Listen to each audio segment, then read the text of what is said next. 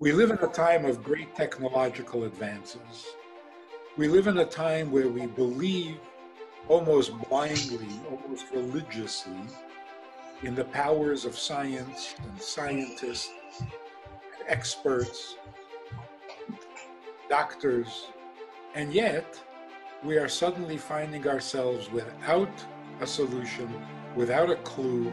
We don't know what we're dealing with. We don't know how to respond. We don't know how to control it. We don't even know what it is. And it's very good for the soul to be reminded that we have not mastered the universe. We have not conquered nature. We still have a long way to go for that. Now, there are people who actually say, and they say, why would God allow such a virus? Why would God allow such a pandemic? Why would he allow it? What is that suggesting? It's as if some things happen and God intervenes, but then there are other things that happen and God doesn't intervene. Nothing happens unless God makes it happen. Everything that happens, happens for a divine purpose and a divine reason. Otherwise, it cannot happen. Everything we're going to experience is going to be divinely orchestrated for our benefit. The world is shutting down all its practices. What is our schedule made of? We go here, we go there, we do a little of this and we do a little of that, and then we come home and we've had it. All of a sudden, without anyone saying a word, no theater, no partying, no traveling, no going anywhere. All our habits have now been canceled. We have been freed and liberated from our Mitzrayim. We are so caught up in these things that we actually started to believe that that's what life is about. Life is about going to school, going to work, going to parties, going to a theater, going for some entertainment, going for some shopping. That's life.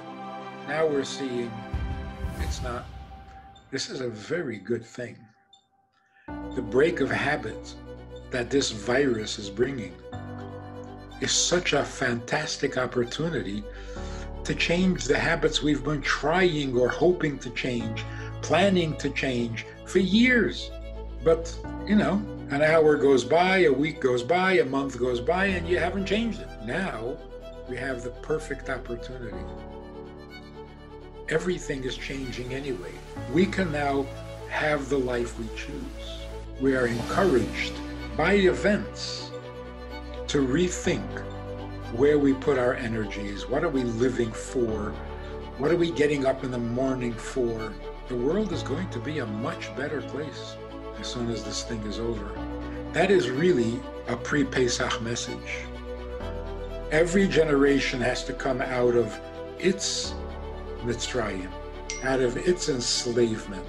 And what we're seeing now is, like in the days of Egypt, Jews were pushed out of Mitzrayim. Here we're being pushed out of our habits.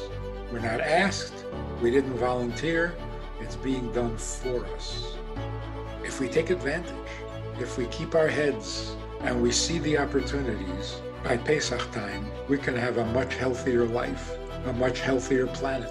All assumptions can now be questioned. All habits can now be challenged. All fears can now be dismissed. Were we worried about China? Were we worried about Iran? Were we worried about the price of oil? Boy, we're getting sobered up. Everything is changing. And it is changing for the better. It's a good thing. Not scary at all. Exciting. And we are maturing as a human race. That is a beautiful thing. It's not a warning. It's not a punishment. It's not doomsday. This is going to pass. And we're going to find ourselves in a cleaner, healthier, more noble world, politically, geographically, financially, and personally. So now is the time to think not of ourselves but of others, We have to become more alive, more enthusiastic about our mission and our purpose. We're going to do mitzvahs we've never done before because we're going to have more time. We're going to be home. We're going to become better mothers, better fathers, better husbands, and better wives because we have no choice. Got no place to go.